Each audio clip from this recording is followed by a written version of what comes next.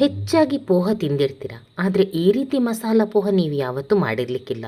ತುಂಬ ಜನ ಸಿಂಪಲಾಗಿ ಮಾಡ್ತಾರೆ, ಆದರೆ ಒಂದು ಸಲ ನೀವು ಈ ರೀತಿ ಮಾಡಿ ನೋಡಿ, ಇದರ ಟೇಸ್ಟ್ ನಿಮಗೆ 100% ಇಷ್ಟ ಆಗುತ್ತೆ. ವಾರದಲ್ಲಿ ಒಂದಿನ ಖಂಡಿತ ಇದನ್ನು ಮಾಡ್ತೀರಾ. ಇದಕ್ಕೆ ನಾನು ಪೋಹ, ಇದರ ಗಟ್ಟಿ ಅವಲಕ್ಕಿ ಅಂತ ಹೇಳ್ತಾರಲ್ಲ, ದಪ್ಪ ಅವಲಕ್ಕಿ, ಅದನ್ನು ಒಂದು 2 ಸಲ ತೊಳೆದು ಬಿಟ್ಟು ನೀರು ಡ್ರೈ ಮಾಡಿ ಆ ರೀತಿ ಇಟ್ಟಿದ್ದೀನಿ. ಈ ರೀತಿ ನೋಡಿ ನೀರು ಡ್ರೈ ಮಾಡಿ ಇಡಬೇಕು. ಅದು ಅದರಲ್ಲೇ ಸ್ವಲ್ಪ ಹೊತ್ತು ನೆನೆಯುತ್ತೆ. ನಂತರ ನಾನು ಇದಕ್ಕೆ ಒಂದು ಆಲೂಗಡ್ಡೆ ಪೀಸ್ ಸಣ್ಣದಾಗಿ ಕಟ್ ಮಾಡಿಕೊಂಡಿದ್ದೇನೆ. ಇದನ್ನು ನಾನು ಈ ರೀತಿ ತವದಲ್ಲಿ ಸಪ್ರೇಟಾಗಿ ಫ್ರೈ ಮಾಡ್ತೇನೆ, ಎಣ್ಣೆ ಹಾಕಿಬಿಟ್ಟು.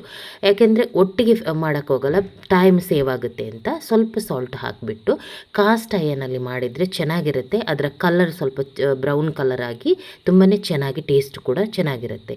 ಇಲ್ಲಿ ಎಣ್ಣೆ ಹಾಕಿಬಿಟ್ಟು ಒಗ್ಗರಣೆಗೆ ಸಾಸಿವೆ ಮತ್ತು ಕಡಲೆಬೇಳೆ ಮತ್ತು ಆನಿಯನ್ ಇಷ್ಟನ್ನು ಹಾಕಿಬಿಟ್ಟು ನಾನು ಬಾಡಿಸ್ತಾ ಇದ್ದೇನೆ. ನಂತರ ಇಲ್ಲಿ ನಾನು ಟೊಮೆಟೊ ಕೂಡ ಹಾಕ್ತೇನೆ. ಸಣ್ಣದಾದರೆ 2 ಹಾಕಿ, ದೊಡ್ಡದಿದ್ದರೆ 1 ಸಾಕು. ಕ್ವಾಂಟಿಟಿ ನೋಡಿಕೊಂಡು ಹಾಕಿ. ಟೊಮೆಟೊ ಹಾಕಲೇಬೇಕು. ಟೊಮೆಟೊ ಹಾಕಿದರೆ ತುಂಬ ಚೆನ್ನಾಗಿ ಬರುತ್ತೆ ಟೇಸ್ಟ್, ಮತ್ತು ಮಸಾಲ ಕೂಡ ತುಂಬ ಚೆನ್ನಾಗಿರುತ್ತೆ. ಸಾಲ್ಟ್ ಹಾಕಿ ಬೇಯಿಸ್ತಾ ಇದ್ದೇನೆ. ಕೆಲವರು ಬರೀ ಪ್ಲೇನ್ ಮಾಡ್ತಾರೆ, ಹಾಗೆ ಮಾಡಿದರೆ ನಿಮಗೆ ಅದು ಡ್ರೈ ಆಗುತ್ತೆ ತಿನ್ನೋಕ್ಕೆ, ರೆಡಿಮೇಡ್ ಮಿಕ್ಸರ್ ತಿಂದಾಗೆ. ಬಟ್ ಈ ರೀತಿ ಮಾಡಿ ನೋಡಿ, ತುಂಬಾ ಚೆನ್ನಾಗಾಗುತ್ತೆ. ಇಲ್ಲಿ ನಾನು ಗ್ರೇಟ್ ಮಾಡಿದ ಕ್ಯಾರೆಟ್, ಕ್ಯಾಪ್ಸಿಕಮ್ ಹಾಕ್ತೇನೆ. ಮತ್ತು ಮಸಾಲ, ಬೇಸಿಕ್ ಮಸಾಲ ನಿಮ್ಗೆ ಯಾವುದು ಬೇಕು ನೋಡಿ ಹಾಕಿ. ನಾನಿಲ್ಲಿ ರೆಡ್ ಚಿಲ್ಲಿ, ಜೀರಾ, ಸೋಂಪು ಪೌಡರ್ ಮತ್ತು ಕಿಚನ್ ಕಿಂಗ್ ಹಾಕ್ತಾ ಇದ್ದೇನೆ. ಒಂದೊಂದು ಸಲ ಗರಂ ಮಸಾಲ ಕೂಡ ಹಾಕ್ತೇನೆ. ಎರಡರಲ್ಲಿ ಯಾವುದು ಹಾಕಿ. ಈಗ ನೋಡಿ ಆಲೂಗಡ್ಡೆ ಕೂಡ ಬೆಂದಾಯಿತು. ನಾನು ಅದಕ್ಕೆ ಫಸ್ಟಿಗೆ ಇಟ್ಟೆ. ಇಷ್ಟೊತ್ತಲ್ಲಿ ಅದು ಕೂಡ ಬೆಂದು ರೆಡಿಯಾಗುತ್ತೆ. ಇವಾಗ ಮಿಕ್ಕಿದ ವೆಜಿಟೇಬಲನ್ನು ಸ್ವಲ್ಪ ಹೊತ್ತು ಬಾಡಿಸಿದರೆ ಸಾಕು, ಜಾಸ್ತಿ ಬೇಯಬೇಕು ಅಂತ ಇಲ್ಲ. ಅಂದರೆ ಎಲ್ಲ ಸಣ್ಣದಾಗಿ ಕಟ್ ಮಾಡಿದ್ದೇನೆ, ಅದಕ್ಕೆ ಜಾಸ್ತಿ ಟೈಮ್ ತಗೊಳ್ಳಲ್ಲ. ಇಲ್ಲಿ ಗೀ ಅಥವಾ ಕೋಕೋನಟ್ ಆಯಿಲಲ್ಲಿ ನಾನು ಕ್ಯಾಶು ಫ್ರೈ ಮಾಡ್ತಾ ಇದ್ದೇನೆ. ಕ್ಯಾಶು ಇಲ್ಲ ಅಂದರೆ ನೀವು ಬೇಕಾದರೆ ಶೇಂಗಾ ಅಥವಾ ಪೀನಟ್ ಕೂಡ ಫ್ರೈ ಮಾಡ್ಬೋದು, ಚೆನ್ನಾಗಿರುತ್ತೆ ಅದು ಕೂಡ. ಇಲ್ಲಿ ನೋಡಿ ನೆಂದು ಅದು ಕ್ವಾಂಟಿಟಿಯಲ್ಲಿ ಕೂಡ ಜಾಸ್ತಿ ಆಗಿದೆ. ಅದನ್ನು ಮಿಕ್ಸ್ ಮಾಡಿಬಿಟ್ಟು ಸಾಲ್ಟ್ ಎಲ್ಲ ಫಸ್ಟಿಗೆ ನೋಡ್ಕೊಳ್ಳಿ, ಇಲ್ಲಾಂದರೆ ಮತ್ತೆ ಕೂಡ ಹಾಕ್ಬೋದು, ಕಡಿಮೆ ಆಗಿದ್ರೆ ಏನು ತೊಂದರೆ ಇಲ್ಲ.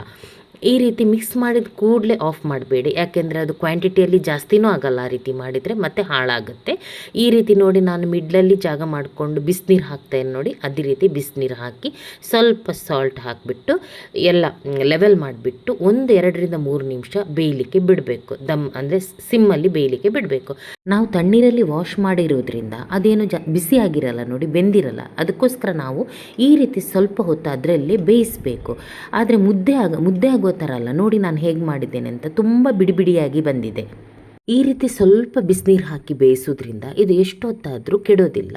ಸಪೋಸ್ ನಾವು ಇಮಿಡಿಯೇಟ್ ಮಿಕ್ಸ್ ಮಾಡಿ ನಾವು ಗ್ಯಾಸ್ ಆಫ್ ಮಾಡಿದರೆ ಅದು ಆವಾಗಕ್ಕೇನು ಹಾಳಾಗಲ್ಲ, ಆದರೆ ಸ್ವಲ್ಪ ಹೊತ್ತು ಅಂದರೆ ಮಧ್ಯಾಹ್ನಕ್ಕೆಲ್ಲ ಕೆಡೋ ಚಾನ್ಸಸ್ ಇರುತ್ತೆ.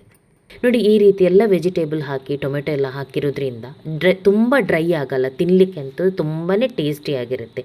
ನೀವು ಕೂಡ ಹೀಗೇ ಮಾಡಿ ನೋಡಿ ಒಂದು ಸಲ, ನಿಮಗೆ ಇದು ಖಂಡಿತ ಇಷ್ಟ ಆಗುತ್ತೆ. ನಾನಿಲ್ಲಿ ಫ್ರೈ ಮಾಡಿದಂಥ ಕ್ಯಾಶ್ಯೂವನ್ನು ಕೂಡ ನಾನಿಲ್ಲಿ ಹಾಕ್ತಾಯಿದ್ದೇನೆ. ಇದಕ್ಕಿಂತ ಮುಂಚೆ ಕೂಡ ನನ್ನ ಯೂಟ್ಯೂಬ್ ಸ್ಟಾರ್ಟ್ ಮಾಡುವಾಗ ಎಗ್ ಪೋಹ ಅಂತ ಒಂದು ಮಾಡಿದ್ದೇನೆ, ಫಸ್ಟ್ ವಿಡಿಯೋ ನಂದು. ಅದು ಕೂಡ ನೋಡ್ಬೋದು, ತುಂಬ ಹಳೆ ವಿಡಿಯೋ, ಅದು ಕೂಡ ನೋಡ್ಬೋದು ನೀವು. ಅದರಲ್ಲಿ ಎಗ್ ಪೋಹ ಮಾಡಿದ್ದೇನೆ ಹೇಗೆ ಅಂತ.